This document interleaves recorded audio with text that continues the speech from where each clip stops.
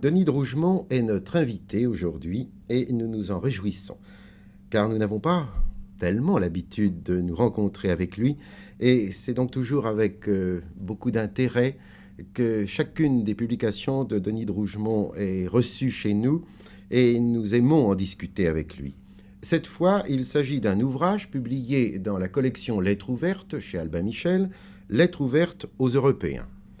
Voici en tout cas un titre qui ne nous surprend pas quand on connaît l'auteur Denis de Rougemont. Je précise évidemment que cette collection Lettres ouvertes est une collection assez polémique, c'est-à-dire qu'elle demande à ses auteurs de prendre des positions personnelles et quelquefois passionnées, si elles sont également raisonnées, pour les problèmes qui leur tiennent à cœur.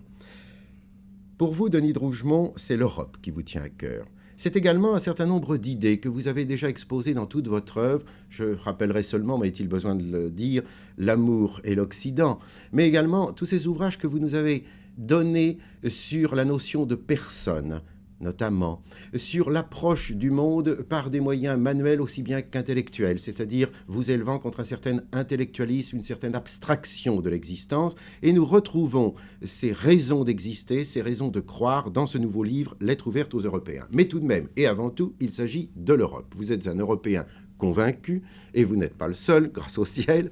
Et dans ce livre, puisque nous sommes dans une matinée littéraire, j'aimerais que nous insistions sur toute la partie consacrée à l'unité de la culture. Comment définir l'Europe ? Vous dites quelquefois, c'est une question qu'on me pose. Car qu'est-ce que l'Europe ? Et vous répondez presque toujours, comment, Denis de Rougemont ? Moi, j'ai une réponse tout à fait pragmatique, n'est-ce pas ? L'Europe, c'est quelque chose qu'il faut unir. Oui. Eh bien, c'est tout simple et ça veut dire beaucoup de choses. Ça veut dire que l'Europe, ce n'est pas une idée platonicienne, n'est-ce pas ? Ce n'est pas quelque chose qui est tout fait dans le ciel des idées qu'il faudrait rejoindre. C'est une création. Mais c'est une création qui n'est pas ex nihilo.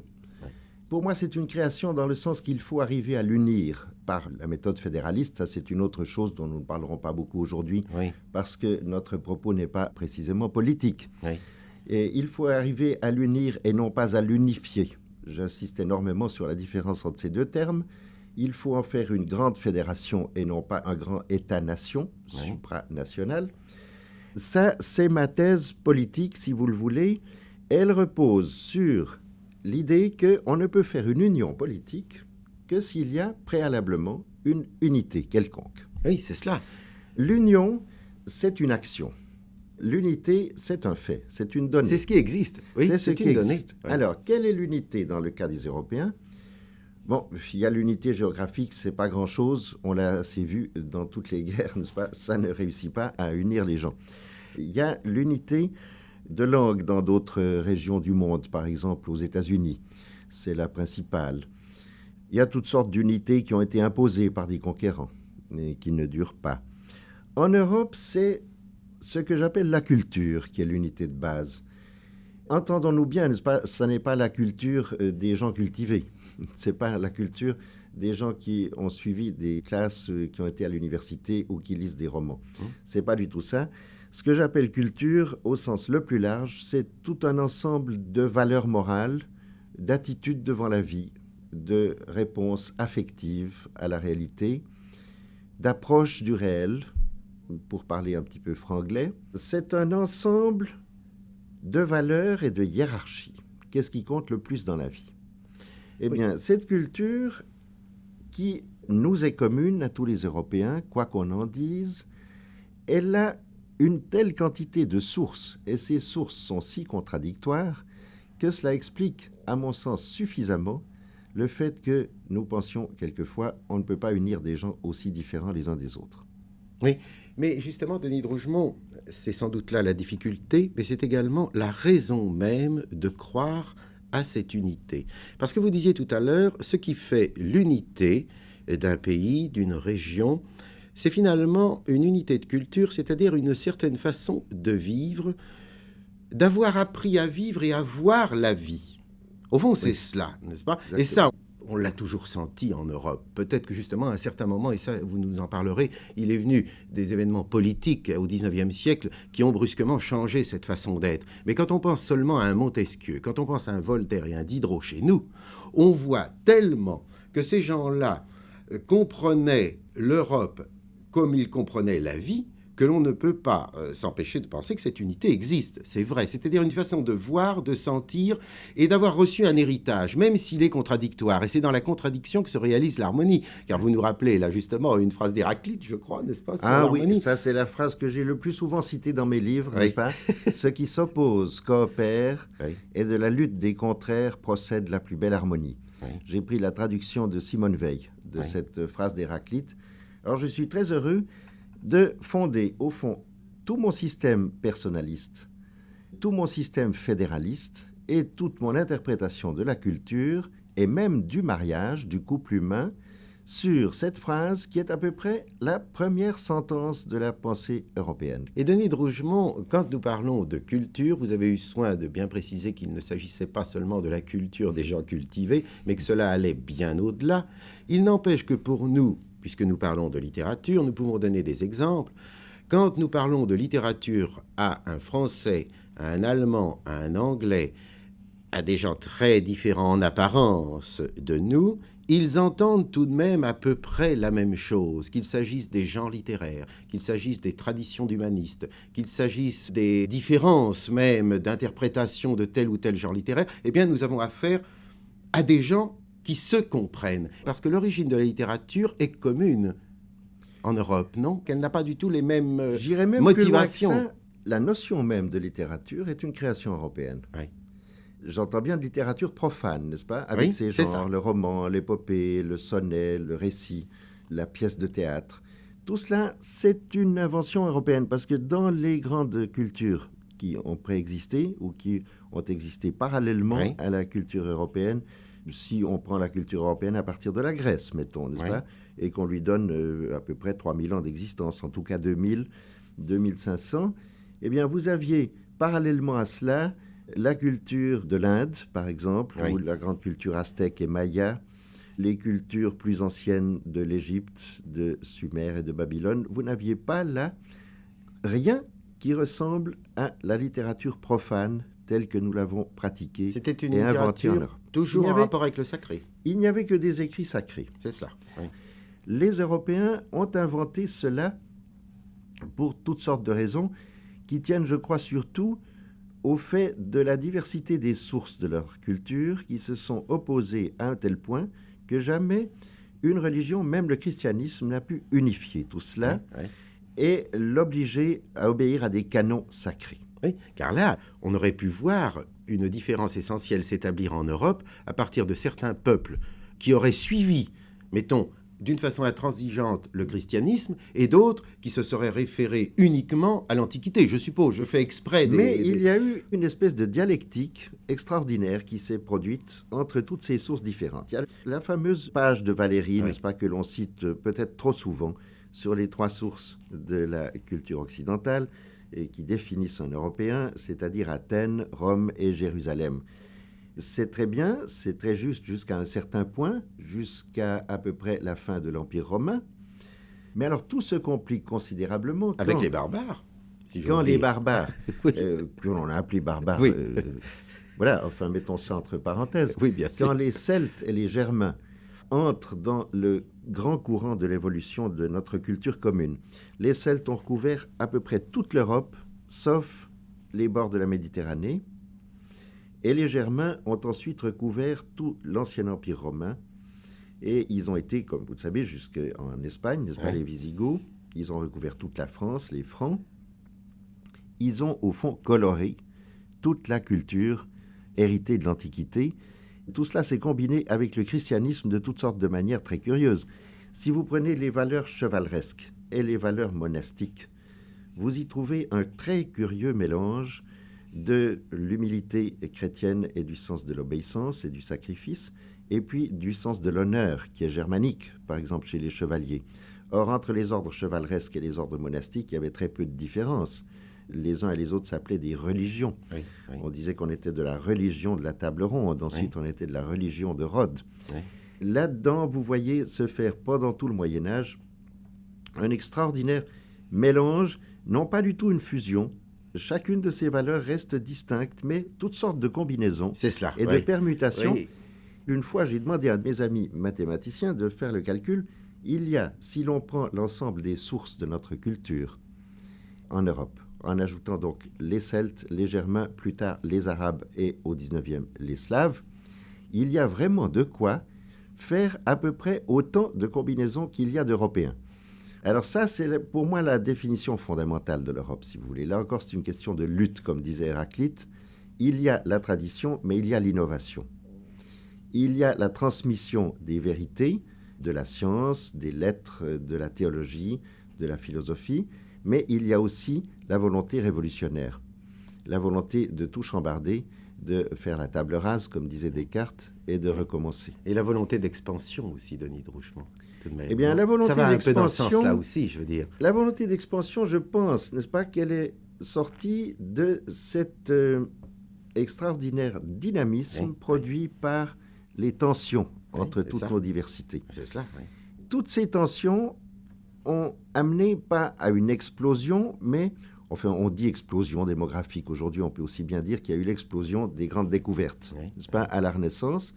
Quand les Européens se sont sentis barrés par l'islam du côté de l'Orient, avec lequel ils avaient commerce depuis très longtemps, depuis les origines, ils ont été amenés à faire les grandes découvertes à partir du côté de l'Ouest pour trouver l'Inde par l'autre bout de la Terre.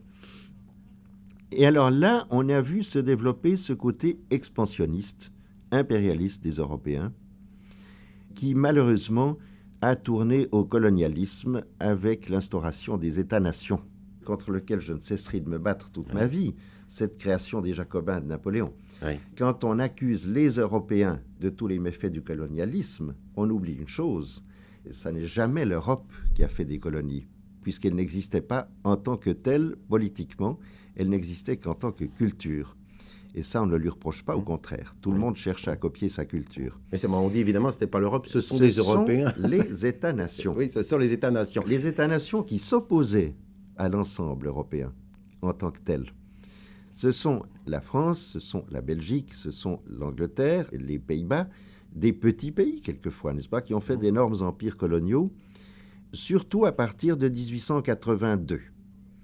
Et nous en sommes maintenant à essayer de voir ce qui dépasse ces États-nations, notamment la culture. Oui, Denis de Rougemont, mais moi justement, dans la matinée littéraire, j'aimerais rester dans les États-nations littéraires, si j'ose dire. Y rester à condition d'en sortir, bien sûr, et vite. Nous sommes d'accord. Parce que ce qui, justement, nous indispose profondément, après ce que vous venez de nous dire et que nous pouvions pressentir, c'est que face à cette culture européenne, il existe un nationaliste de la littérature. Et nous sommes certainement parmi ceux à la matinée littéraire à protester contre cette façon de voir les choses, alors que dans le monde entier paraissent des livres, et je parle de l'Europe ici aussi bien que de l'Amérique, c'est-à-dire une littérature anglo-saxonne également, qui appartient à l'Occident, occidental, eh bien, nous en sommes venus par moments à considérer uniquement notre petite production de pays, de notre langue française, alors que tous les grands courants devraient et doivent la traverser, et donc tout doit être ouvert à cette littérature. Donc pas d'État-nation en littérature, alors là, sûrement, n'est-ce pas ?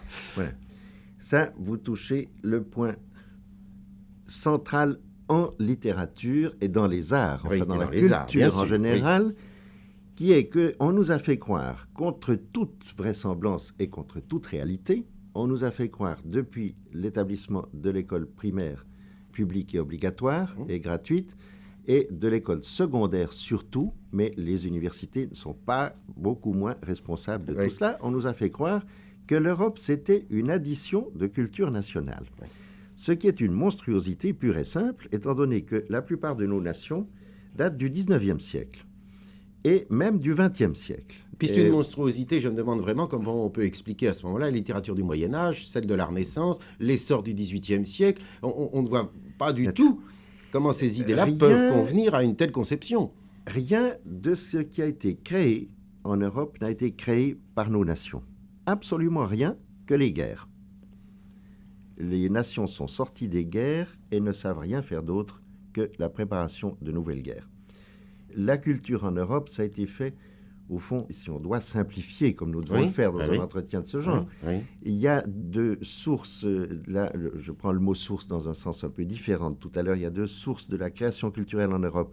Ce sont les grands courants qui traversent toute l'Europe, comme l'art roman qui va de la Suède à l'Espagne, l'art gothique, n'est-ce pas, les arts classiques, le baroque, qui a recouvert à peu près tout. Oui.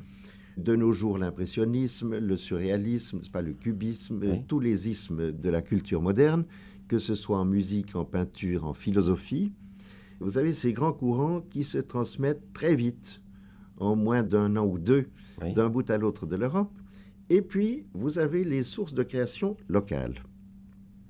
Au Moyen-Âge, tout était localisé et rien n'était national. Étienne Gilson m'a rappelé à plusieurs reprises, et je l'ai fait confirmer récemment cette observation, c'est qu'au XIIIe siècle, vers 1260, tous les grands maîtres de la Sorbonne à Paris étaient non français. Voilà un fait qui est assez frappant. Oui. Quand on pense qu'aujourd'hui, il est presque impossible de faire nommer un étranger dans Oui, une université française. Ensuite, vous avez, à la Renaissance, comme chacun le sait, des petits foyers qui sont l'origine de la musique, l'origine de la peinture. Vous avez les foyers des villes ou des communes ou des villes ducales du nord de l'Italie. De là, ça se propage le long du grand axe commercial de la Renaissance, c'est-à-dire l'axe Bruges-Venise, n'est-ce pas? Et puis ensuite, il y a eu les Russes qui sont venus apprendre la musique en Allemagne, chez les Herr Professoren allemands au 19e, n'est-ce pas? Et finalement, ce sont les Russes qui sont venus nous apporter leur part particulière avec Stravinsky, Prokofiev, Oui. le Du reste, ballet russe au XXe Ce siècle. qu'il y a de merveilleux, Denis de Rougemont, c'est qu'on s'aperçoit d'une chose, c'est que cette idée européenne a surtout été réalisée, annoncée et marquée par des artistes. Je veux dire, ce sont tout de même eux qui nous ont montré les premiers et constamment à la pointe même de l'activité humaine ce qu'il fallait faire. C'est ce magnifique ensemble. Je veux dire qu'on parle encore du Moyen-Âge, de la Renaissance, du XVIIIe, du romantisme ou de nos jours. Ce sont les artistes qui nous le montrent. Je ne dis pas que les hommes politiques ou que les penseurs ou que les philosophes n'ont pas fait aussi leur travail, mais il me semble que d'une façon plus, disons, plus brillante, nous pouvons voir ce que vous voulez nous démontrer, et vous n'avez pas beaucoup de peine à le faire, au fond, Denis de Rougemont, si vous le faites avec cette précision, c'est que l'Europe existe dans la pensée. Les hommes politiques ont été grands dans la mesure où ils ont traduit, en termes de politique, des valeurs qui avaient été établies par d'autres qu'eux.